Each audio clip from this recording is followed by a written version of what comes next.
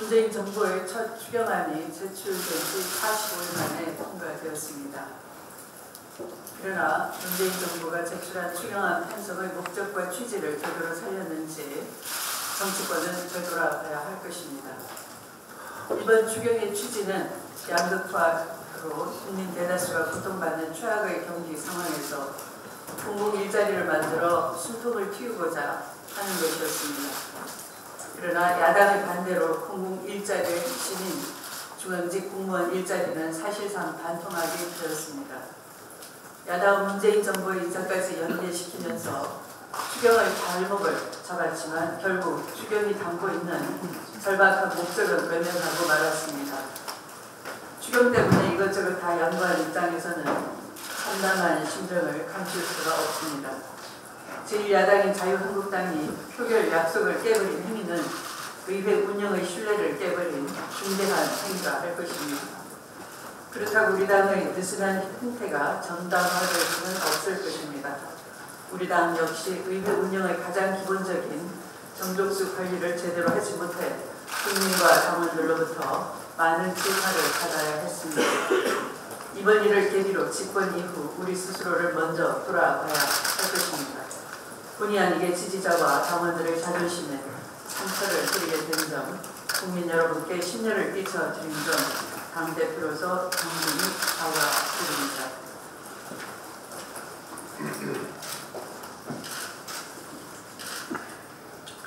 초대기업과 초고소득자에 대한 과세는 조세 정리의 시금석이 될 것입니다. 지난 20일 국가재정전략회의에서 저는 과세 표준 2천억 원이 넘는 초대기업의 법인 세율을 3%포인트 올리는 한편 5억 원이 넘는 고소득자의 소득 세율을 2%포인트 올리는 방안을 제시했습니다. 저는 이를 두고 초대기업과 초고소득자 스스로 명예를 지키며 사회적 책임을 다하는 명예과세가 부르고 싶습니다. 어쩌면 명예에 걸맞는 사회적 책임을 호소드린다는 표현이 더 적절할 수 있을 것입니다. 우리나라는 OECD 국가 중 법인 세율이 35%인 미국, 33.3%인 프랑스, 33%인 벨기에보다 10%포인트 이상 낮고 우리와 경제 규모와 비슷한 30%인 호주, 멕시코, 25%인 네덜란드, 27.5%인 이탈리아와 비교를 해도 법인 세율은 낮으며 실효세율 부담은 더욱 낮은 상태입니다. 5억 이상 버는 초고소득자는 전체 국민의 0.08%에 불과합니다. 이를 두고 자유한국당이 세금 폭탄이라고 하는 것은 본질을 보존하는 나쁜 선동 정치에 불과합니다. 자유한국당 정권이 근로소득세와 담대세 인상으로 중산층과 서민에게 세금 부담을 떠넘겼었다는 점을 생각하면 참으로 호황무치한 주장이 아닐 수가 없습니다.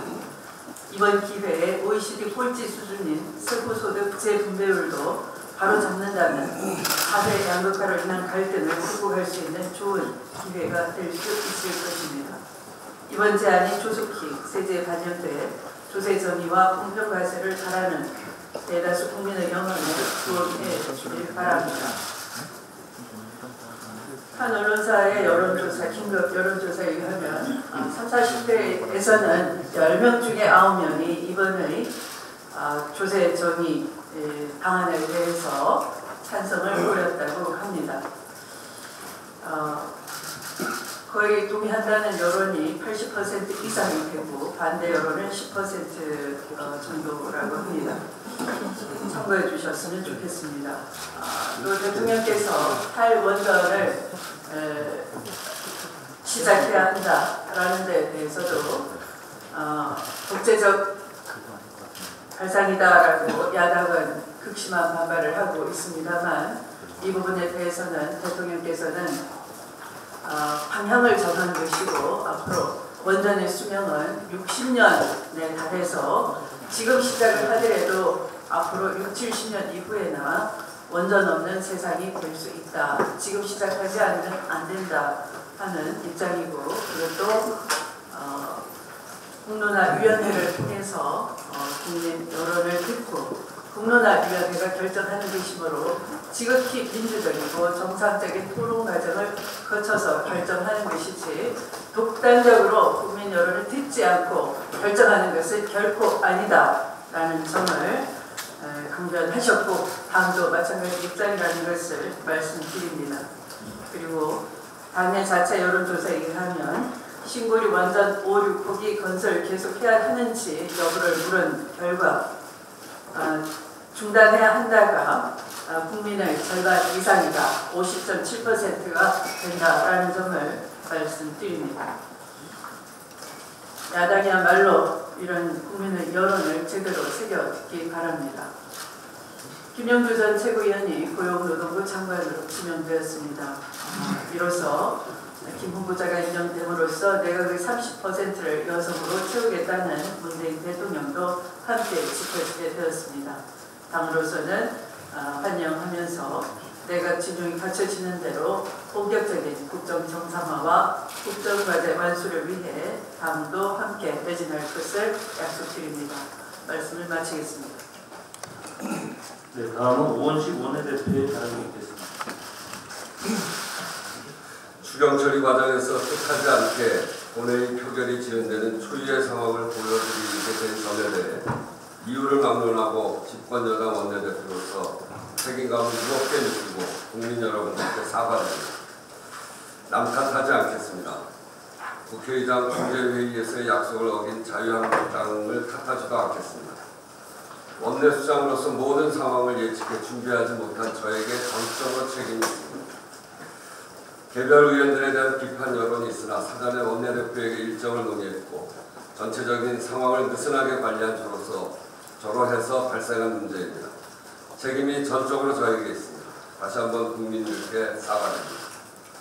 이번 일을 거울 삼아 앞으로 여당으로서 갖춰야 될 엄격한 마음가짐과 경각심을 더 다잡는 계기로 삼고 회기 중 국외 출장 금지 등 제도적 보완책을 마련해 같은 일이 되풀이되지 않도록 하겠습니다. 추경 통과의 3당 공조의 힘이 매우 컸습니다. 막무가내식 반대를 넘어서는데 전향적으로 협력해 주신 국민의당 바른정당에 감사드립니다. 정의당과 무소속 의원들의 협력도 결코 작지 않았습니다. 협력해 주신 정당과 모든 의원들에게 감사와 함께 불필요한 논란을 초래한 것에 대해서도 사과의 말씀을 전합니다.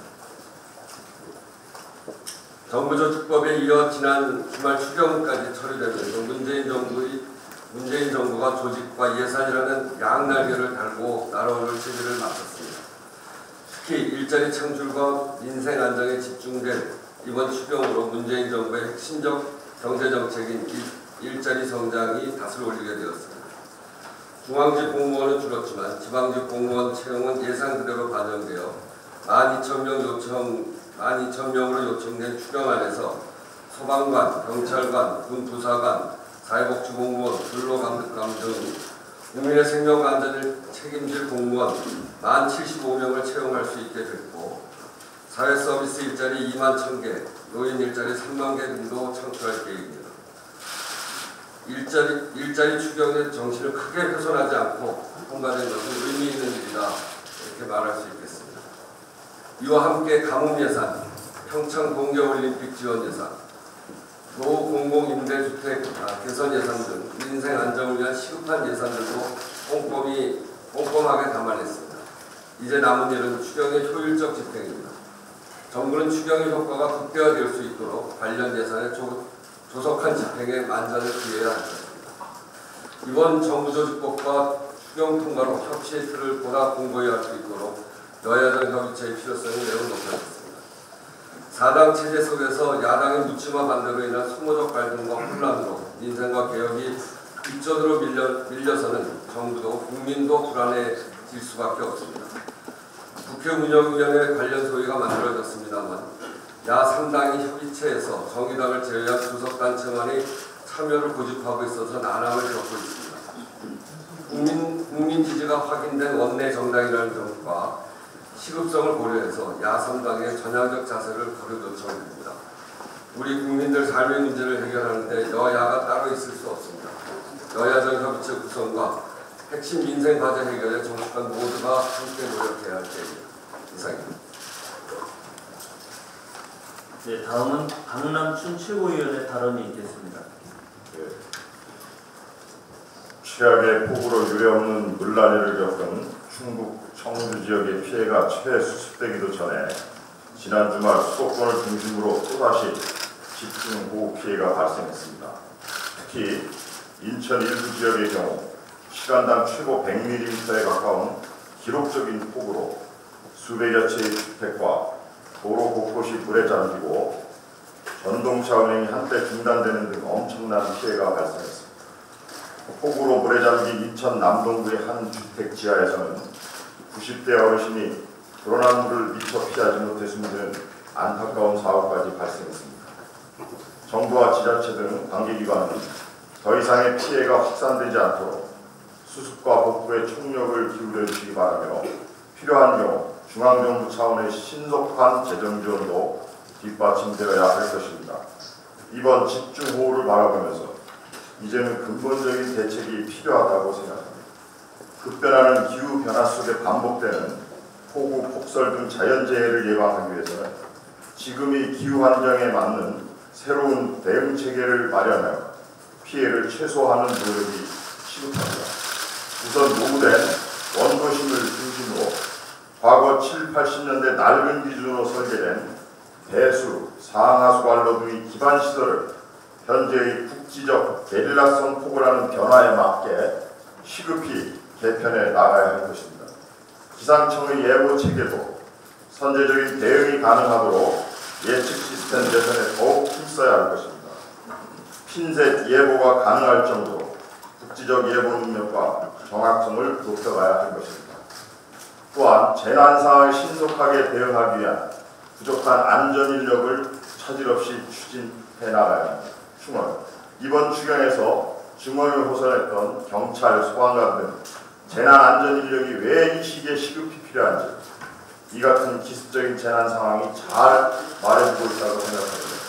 정부는 어렵게 통과된 추경이 어려운 경제 상황과 안전, 치안 분야의 열악한 인력 현장에서 제 기능을 다할 수 있도록 집행의 만전을 기해 주시기 바랍니다. 이상입니다.